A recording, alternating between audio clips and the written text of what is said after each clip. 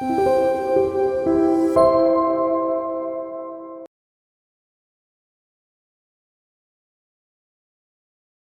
안녕하십니까. 금태섭입니다. 아침에 좋은 모임에 초대해 주셔서 감사합니다.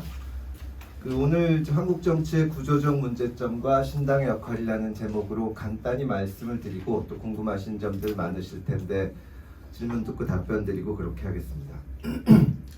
지금 먼저 우리 현실 정치의 상황에 대해서 좀 말씀을 드리겠습니다. 방금 소개해 주신 것처럼 내년 4월 10일에 총선이 있습니다. 이 양 메이저 정당의 입장에서 볼 때 이 내년 총선은 정말로 사활이 걸린 중요한 선거입니다. 국민의힘 입장에서는 정권을 차지하기는 했지만 지금 집권 1년 차가 만 1년이 지났는데 거의 아무 국정 성과를 내지 못하고 있습니다. 그 이유로 이제 여권에서 가장 크게 생각하는 것은 의회 의석이 적기 때문에 그런 것이다. 이런 얘기를 하고 있죠. 그리고 만약에 내년 총선에서 국민의힘이 집권 여당이 과반수 이상의 어떤 다수 의석을 차지하지 못하면 아마도 남은 윤석열 정부의 3년 동안은 아무것도 못할 겁니다.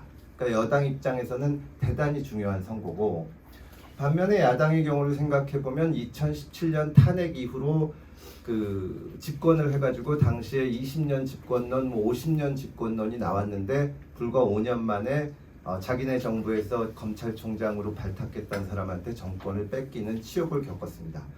지금 180석 가까운 이제 우호 세력까지 합치면 그런 절대 다수의 의석을 가지고 있지만 만약에 이번 선거에서 참패를 한다면, 다음 선거에서 참패를 한다면 다음번 대선도 어려워질 거고, 그 교두보를 마련하기 위해서 민주당으로서도 반드시 이겨야 되는 선거입니다. 그렇기 때문에 국민의힘에서는 선거를 앞두고 윤석열 정부에 힘을 실어주기 위해서 여당의 표를 달라고 할 것이고, 야당은 지금 일방통행식으로 독주하는 윤석열 정부를 견제하기 위해서 야당의 표를 달라고 할 겁니다. 그런데 문제는 유권자의 입장, 국민의 입장에서 봤을 때는 과연 그게 얼마나 의미가 있는가. 윤석열 정부가 국민의힘이 총선에서 승리라는 것이 어떤 건지 제가 잠깐 말씀드리겠습니다만은, 승리하고 다수 의석을 차지하는 경우와 민주당이 야당이 다수 의석을 차지해서 다시 정권 교체의 가능성을 높이는 것 사이에 어떤 차이가 있는지 정말로 이제 알 수 없는 그런 상황에 접어들어 있는 겁니다. 어느 쪽이 이기든 여가 이기든 야가 이기든 유권자 입장에서 체감할 수 없는 상황. 어떻게 보면은 정치라는 것이 이제 우리와 같은 대통령제 양당 체제의 정치에서는 한쪽이 잘하면 기회를 갖고 계속 하다가 또 못하면 다른 정권 교체를 이루어서 다른 쪽에서 기회를 갖고 하면서 이렇게 조금씩 나라를 이끌어가는 것이 정상적인 모습인데요. 지금은 양쪽 다 그 역할을 못하기 때문에 어떻게 하더라도 답이 없다는 것이 지금 우리 정치의 비극이라고 할 수 있습니다. 잠깐 몇 년 사이에 있었던 일을 돌이켜보면 2012년 대선에서 박근혜 대통령이 당선이 됐었는데, 그때 87년 헌법이 생긴 이후로 최초로 박근혜 후보가 과반수 투표를 했습니다. 그러니까 그때 당시 이제 이명박 정부가 인기가 많이 떨어져서 이제 박근혜 정부로 왔는데, 그러나 그때만 해도 보수 정부가 장기 집권을 할 것이라는 예상이 많았습니다. 제가 지금도 기억나는 것이 보수 장기 집권 시대라는 책이 나와서 그 제목을 인상적으로 봤던 기억이 있는데요. 어쨌든 그렇게 과반수의 득표를 얻은 박근혜 후보가 당선이 됐는데, 잘 아시는 것처럼 그 끝은 탄핵으로 끝이 났습니다. 그 탄핵 과정에서 촛불 집회에 나왔던 국민들의 수가 1,700만 명입니다. 연인원 1,700만 명인데 그것은 우리 인구의 3분의 1이 광장으로 나온 것입니다. 그래서 이번에 유권자들은 진보 정부를 표방하는 문재인 정부에게 힘을 실어줬고, 문재인 정부는 통합의 정치를 하겠다고 하면서 집권을 했습니다. 그때 아마 취임사를 다 기억하시겠지만 저를 지지하지 않는 국민들도 다 모시고 가겠다, 국민들과 소통하겠다, 이런 말씀을 하시면서 했었고, 또 나라다운 나라를 만들겠다는 다짐을 했는데 결국 문재인 정부 5년 동안 과연 통합의 정치를 했는지 자신 있게 답할 수 있는 사람은 아무도 없을 겁니다.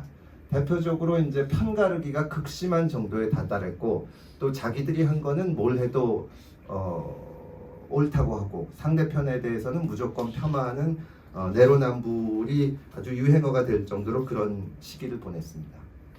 그러고 나서 최근에 그러니까 1년 전에는 다시 대선을 거쳐서 윤석열 대통령이 당선이 됐습니다. 내로남불과 같이 여러 가지 깨진 그 공정에 대한 사람들의 그 어떤 고쳐져야 되겠다는 인식을 딛고 공정과 정의를 내세워서 됐는데 이제 1년이 지난 윤석열 정부를 생각해 볼 때 과연 편가르기로 물든 문재인 정부의 잘못을 바꿔서 변하고 있냐? 그렇게 또 자신 있게 얘기할 수 있는 사람은 아무도 없을 겁니다. 편이 바뀌고 집권한 세력이 바뀌었다 뿐이지 여전히 우리 편만을 믿고 상대방에 대해서는 공격을 하고 그래서 국민의 반만 바라보고 가는 정치에는 달라진 것이 없지 않나. 그리고 대통령 말에 무조건 복종하고 다른 의견을 용인하지 않고 이런 모습이 과연 정부가 바뀔 때마다 무엇이 달라졌나. 이렇게 정권이 바뀔 때마다 변하지 않는 것이 지금 우리 정치의 비극이라고 할 수 있습니다. 시간이 없지만 간단하게 내년 총선에 대해서 총선 전망을 좀 말씀을 드리면 뭐 여러 가지 1년 후에 있을 일이 이제 예측한다는 것은 좀 실없는 일이겠습니다. 그런데 좀 생각을 해보면 지금 많은 이제 평론가들 그리고 저 개인적으로 만약에 신당이 생기거나 어떤 정치 지형에 급격한 변화가 오지 않으면 내년 총선은 현재로서는 민주당이 승리할 거다. 그렇게 생각들을 많이 합니다. 여기서 승리라는 것이 무엇이냐를 놓고 이제 생각을 해볼 수가 있는데요. 민주당 입장에서 봤을 때 민주당이 지금 180석에서 만약에 150석으로 떨어진다. 이것이 패배냐? 그렇게 보지는 않습니다.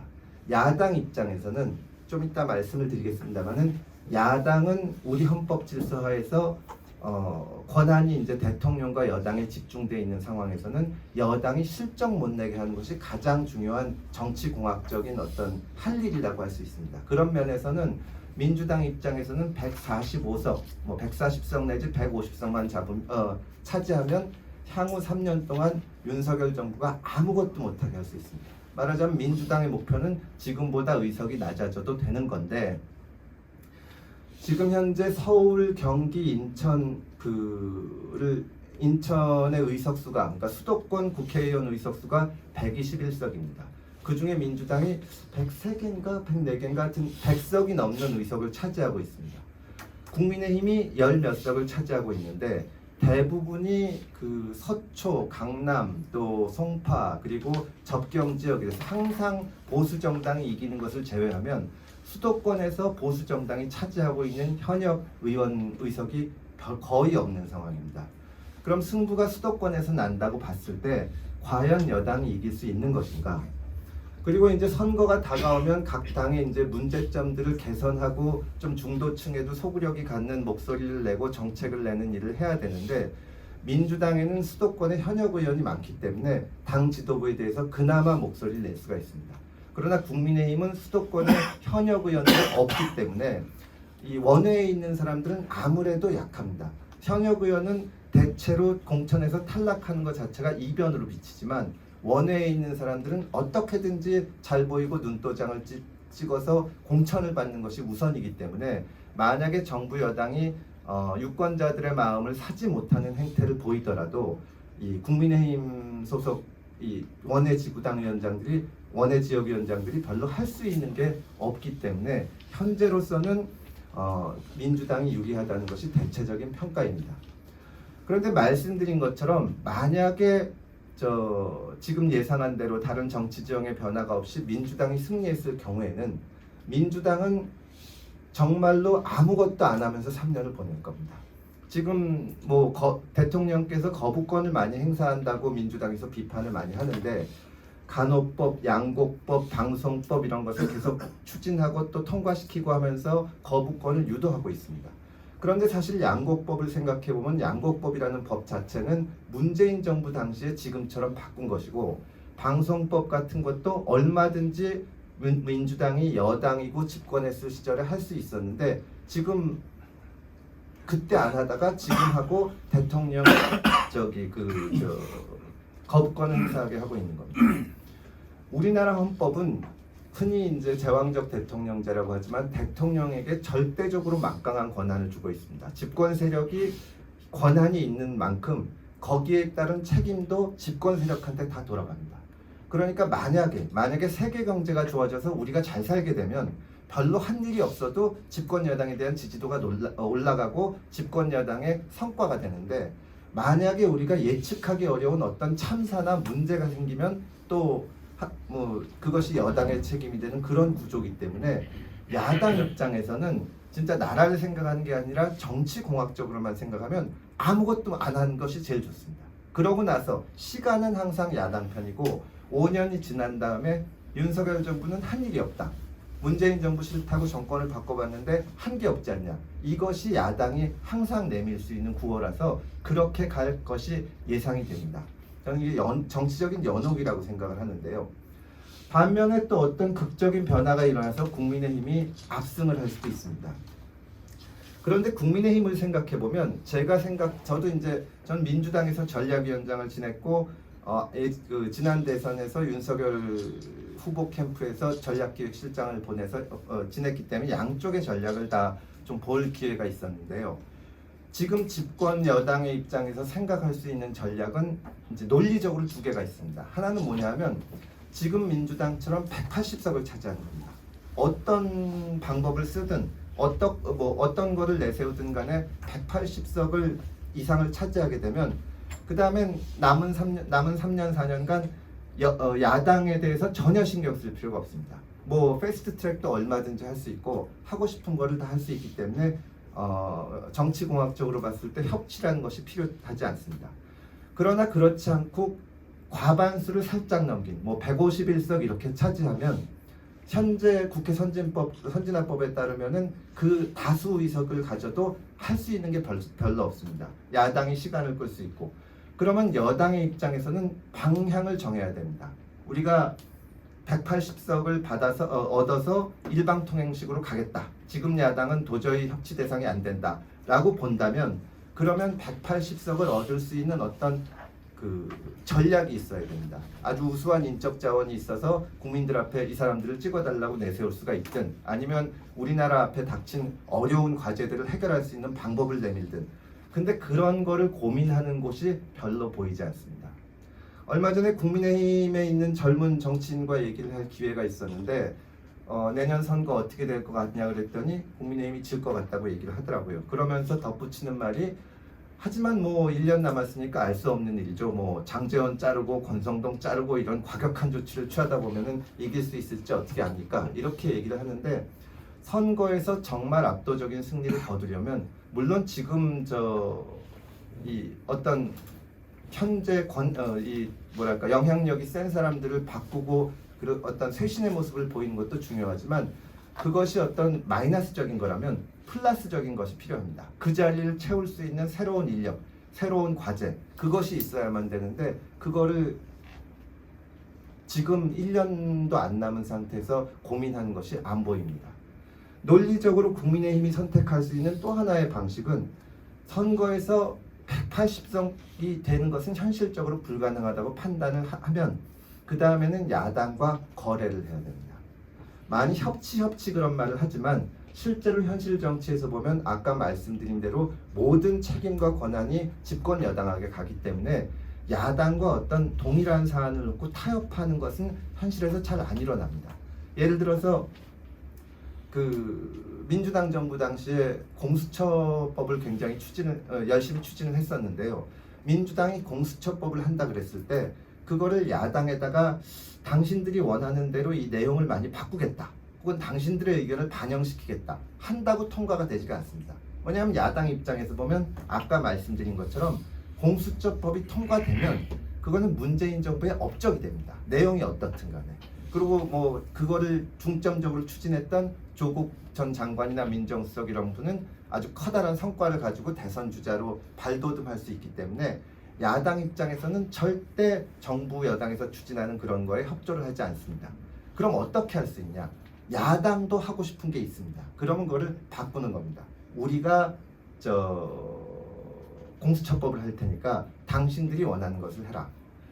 문재인 정부 당시에 소위 사법개혁, 검찰개혁이라고 하는 많은 법들은 결국 민주당이 정의당과 손을 잡고 패스트트랙을 통해서 통과시켰고, 나중에는 이제 180석이 넘는 의석을 가지고 일방적으로 통과를 시켰지만, 그렇지 못할 때는 대체로 그런 식으로 어떤 성과를 냈습니다.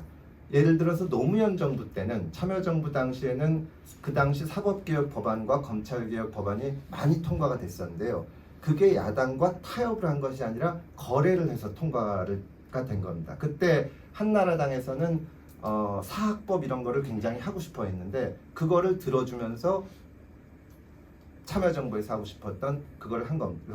이 검찰개혁법안, 사법개혁법안 같은 것을 해서 지금 아시는 대로 우리나라에 배심제도 도입이 되고 그때 그렇게 된 것입니다. 그러면 지금 국민의힘도 마찬가지로 지금 의회처럼 민주당처럼 180석을 차지할 수 있는 전략으로 갈 것인가? 그것이 아니라면 민주당 내지는 야당과 거래를 하면서 서로 하고 싶은 거를 교환을 하면서 성과를 낼 것인가? 그 갈림길에서 고민을 하고 전략을 세워야 되는데 그런 모습이 보이지 않습니다. 그래서 만약에 국민의힘이 지금 대체적인 예상과 다르게 내년 총선에서 승리하는 경우에 정말로 180석이 넘게 된다면은 지금보다 훨씬 더 이상의 일방통행적인 독주가 이루어질 것으로 보이고, 그러지 않고 150석이 살짝 넘는 그런 승리를 거둔다면 역시나 마찬가지로 우리가 총선에서 승리하고 유권자의 의사가 확인됐는데 왜 말을 안 듣냐 하고 민주당과 싸우면서 결국 3년을 보낼 겁니다. 이렇게 보내든 저렇게 보내든 3년 동안 뭐가 이루어지기는 어려운 상황이 우리 현재 정치의 현실입니다.